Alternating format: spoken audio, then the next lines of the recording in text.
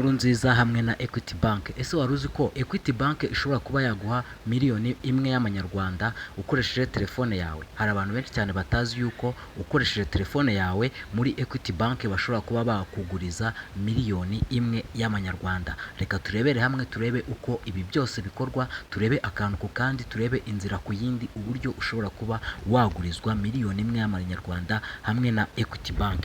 Bibuze hano abantu basanzwe bahamagarira muri koro yabo, waba ukoresha telefone y'amatushe, waba ukoresha telefone ya touch, byose biri buze kuba byakunda. Uri bwandikemo akanyenyeri 555 urwego, ubundi uhite wemeza. Numara kwemeza uri butegerezeho gatoya winjire muri systeme ya Equity Bank. Ahangaha mbere bari buze bakubwire ngo ishyura, aha kabiri bakubwira ngo ishyura na e-cash, murayizi ya e-cash. Aha gatatu bari buze bakubwira ngo kwiguriza. None turahita dukanda kuri gatatu kwiguriza, ahangaha kuri gatatu. Noneho ahasigaye ahangaha bahita bakubwira ngo ugiye kuba wakwinjira muri gahunda yitwa kwiguriza, kureba inguzanyo usigaranye, igurize. Urumva urimo kubona kuri rimwe kureba inguzanyo, kuri kabiri igurize, kuri gatatu reba inguzanyo ntarengwa. None reka turebe ahangaha ha kabiri, tujya kuri kabiri, nawe urahita ujya kuri kabiri, ubundi ukande kuri kabiri.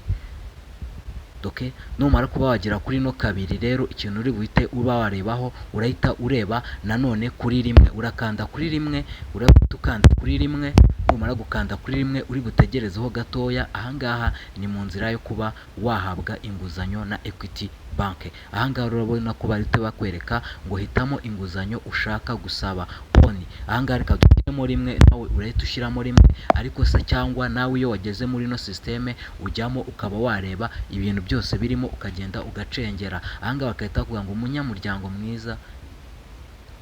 Okay, urabona ko ahangaha numara kuba wageramo uraza kuba wahita uba ugera mu nguzanyo neza cyane. Noneho abantu bashaka kuba bakwiyandikisha, uri buze akanyenyeri 555 urwego, ubundi ahasigaye ubugira ute uhite uba waza hano kuri gatatu. Urahita uza hano kuri gatatu. Numara kugera kuri gatatu, ubwo tugiye kureba ku bantu bashaka kwiyandikisha ahangaha kuba bashobora kuba babona inguzanyo ahangaha muri Equity Bank.